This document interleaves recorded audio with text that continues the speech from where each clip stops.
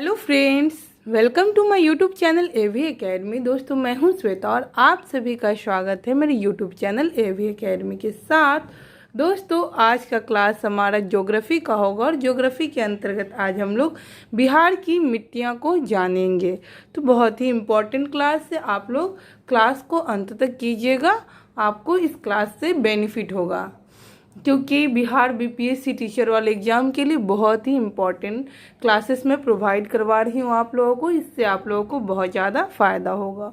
और पिछले क्लास को जिन लोगों ने नहीं किया उसको आप लोग कर लें। उसके लिए मैं पिछले क्लास का लिंक मैं डिस्क्रिप्शन बॉक्स में डाल दूँगी, वहाँ से जा कर के आप क्लास कर लें, क्योंकि क्लास बहुत ज़्यादा इम्पॉर्टेंट है और आप लोगों को कहीं भी किसी भी प्रकार से मिस नहीं करना होगा। क्लास को कंटिन्यूअस कीजिएगा, तभी जा कर के आप लोगों को फ़ायदा होगा। पिछले क्लास में हम लोगों ने बिहार के पर्यटन स्थल को पढ़े थे, तो बहुत ही इम्पोर्टेंट क्लास है, तो आप लोग उसको ज़रूर कीजिएगा। मैं डिस्क्रिप्शन में लिंक को डाल दूँगी। तो चलिए शुरू करते हैं। बिहार की मिट्टियाँ को जानते हैं कि बिहार में किस किस प्रकार की मिट्टियाँ पाई जाती है और किन किन क्षेत्रों में पाई जाती हैं। सबसे पहले देखते बिहार की मिट्टियों में हम लोग देख लेते हैं बिहार का जो पर्वतीय भाग की लंबाई कितना है उसको जानते हैं। बिहार की पर्वतीय भाग की लंबाई 932 किलोमीटर है। क्वेश्चन बन पूछा जा सकता है बिहार की पर्वतीय भाग का लंबाई टोटल कितना है, तो 932 किलोमीटर है। चलिए, तो अब हम लोग आते हैं पर्वतपदीय मिट्टी को देखते हैं। पर्वतपदीय मिट्टी जो है, जो उत्तर पश्चिम भाग, देखिए मैप है इसके, उत्तर बिहार के उत्तर पश्चिम भाग में है। उत्तर है और बिहार के पश्चिम भाग में। मैं डायरेक्शन पहले ही क्लास में बता दी थी, तो आप लोग को ध्यान होगा डायरेक्शन कैसे देखना है। तो चलिए, बिहार का जो ये क्या कहते हैं पर्वतपदीय मिट्टी जो है, जो उत्तर पश्चिमी भाग में हिमालयन मिट्टी, इसको कंकरीली, पथरीले और कम उपजाऊ भावर क्षेत्र कहते हैं। पर्वतीय मिट्टी जो है, जो उत्तर पश्चिमी भाग में है, इसको हिमालयन मिट्टी कहते हैं। यह कंकरीली होती है, पथरीले होते हैं, कम उपजाऊ और भावर क्षेत्र में होते हैं। तो हम लोग पर्वतीय पदीय मिट्टी को देख ली, यह किस क्षेत्र में है, तो उत्तर पश्चिमी भाग में स्थित है।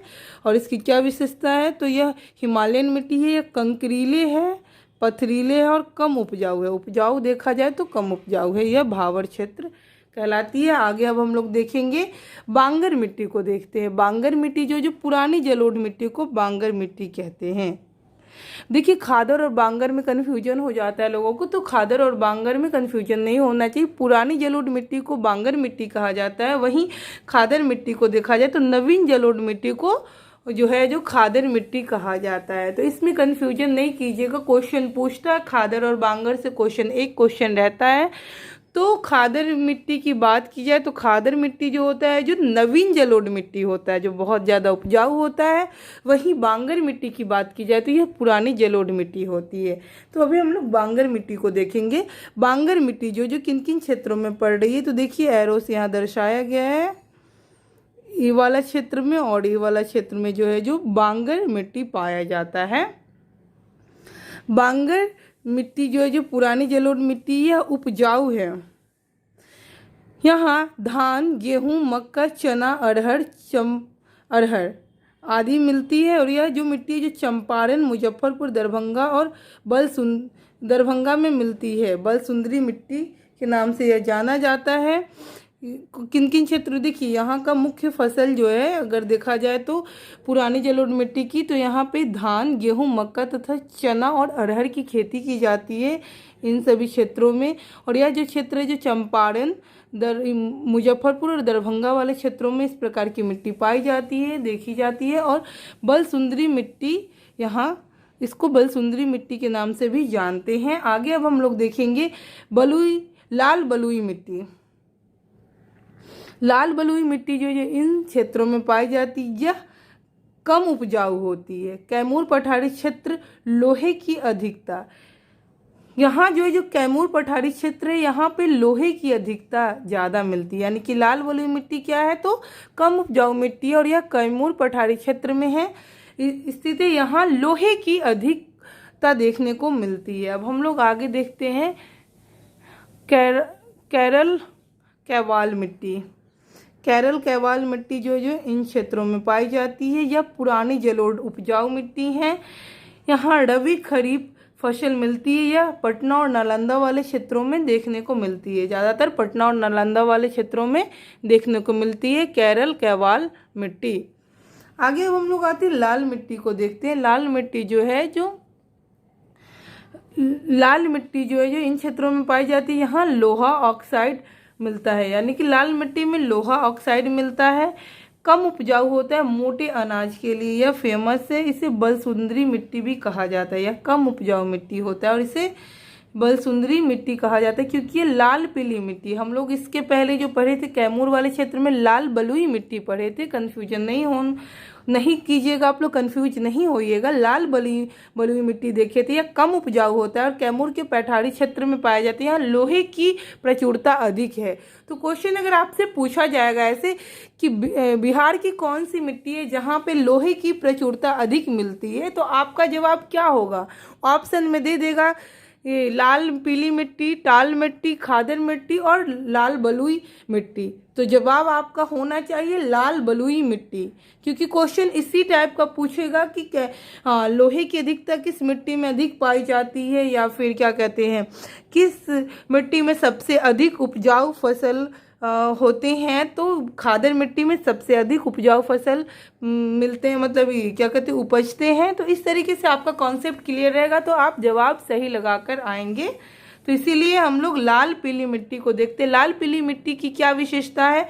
लोहा ऑक्साइड पाया जाता है, कम उपजाऊ होता है, मोटे अनाज के लिए यहाँ पे मोटा अनाज पाया जाता है और यह बलसुंदरी मिट्टी इसको कहते हैं, बलसुंदरी मिट्टी के नाम से जानी जाती है। अब हम लोग टाल मिट्टी को देखते हैं। इन क्षेत्रों को टाल मिट्टी कहा जाता है। यहाँ गंगा नदी, देखिए बिहार के बीचों बीच गंगा नदी क्रॉस कर रही है। यहाँ गंगा नदी को दर्शाया गया, गंगा नदी के निचले भाग को। टाल मिट्टी सबसे उपजाऊ होती है और 8 से 10 किलोमीटर गंगा के दक्षिणी, यानी कि गंगा के दक्षिण भाग में स्थित है। यह सबसे उपजाऊ मिट्टी कहा जा रहा है, सबसे उपजाऊ मिट्टी है और गंगा के 8 से 10 किलोमीटर गंगा के दक्षिण क्षेत्र में पाई जाती है। रबी फसल दलहन के लिए उपयुक्त है, यानी कि दलहन फसल के लिए उपयुक्त है, रबी फसल और दलहन के लिए उपयुक्त है। वही अब हम लोग खादर मिट्टी को देखते हैं। तो खादर मिट्टी नवीन जलोढ़ मिट्टी है, सबसे उपजाऊ मिट्टी है। खादर मिट्टी भी सबसे ज़्यादा उपजाऊ है। यहाँ धान, गेहूँ, मक्का, दलहन, जूट, पटसन आदि की प्रचुरता देखने को मिलती है। इन सभी खाद्य पदार्थ यहाँ पे ज़्यादा उपज होती है, उनके लिए अनुकूल मिट्टी पाई जाती है और यह पूर्णिया और कटिहार वाले क्षेत्रों में विशेषकर देखने को मिलता है खादर मिट्टी। तो खादर मिट्टी की क्या विशेषता है? यह नवीन जलोढ़ मिट्टी है। हम लोग बांगर मिट्टी के बारे में बताइए, पुरानी जलोढ़ मिट्टी है। यह सबसे उपजाऊ होती है। धान, गेहूँ, दलहन, मक्का आदि जो है, यहाँ जूट और पटसन जो है जो यहाँ इस मिट्टी के लिए फेमस है, यानी कि इस मिट्टी में अधिक मात्रा में उपज होता है इन सभी फसलों का।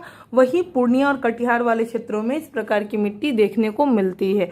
अब हम लोग तराई मिट्टी देखते हैं। तराई का मतलब ही हो गया कि हिमालय के क्षेत्र में, हिमालय के आसपास जो क्षेत्र पाए जाते हैं उसे हम तराई मिट्टी कहते हैं, तराई क्षेत्र कहते हैं। हम लोग तराई मिट्टी क्षेत्र को देख रहे थे। यह उत्तर नेपाल की सीमावर्ती क्षेत्र से लेकर के सीमावर्ती क्षेत्र में पाया जाता है, यानी कि उत्तर नेपाल के सीमावर्ती क्षेत्र में यह मिट्टी, तराई मिट्टी जो है जो यहाँ से लेकर यहाँ तक पाया जाता है। यह चंपारण से लेकर के किशनगंज तक पाया जाता है। यहाँ धान, जूट और गन्ने की प्रचुरता अधिक देखने को मिलती है, यानी कि धान, जूट और गन्ने जो है जो यहाँ पे अधिक मात्रा में उनकी उपज होती है। इन फसलों की, धान, जूट और गन्ने की अधिक उपज होती है, अधिक पैदावार होती है इन क्षेत्रों में, क्योंकि इन फसलों के लिए यह मिट्टी ज़्यादा उपजाऊ है, ज़्यादा लाभप्रद होते हैं। तो इस तरीके से आज हम लोगों ने बिहार की मिट्टियाँ के बारे में पढ़ा। बिहार की मिट्टियाँ जो बहुत ही इम्पॉर्टेंट पॉइंट्स है और कॉन्सेप्ट, मैंने एक एक कॉन्सेप्ट को क्लियर किया कि किन क्षेत्रों में कौन सी मिट्टी पाई जाती है, और मैंने ये भी बताया कि किस तरीके से क्वेश्चन इसमें पूछा जा सकता है। तो आप लोग को ध्यान रखना है कि किस तरीके से कौन सा क्वेश्चन पूछा जा सकता है।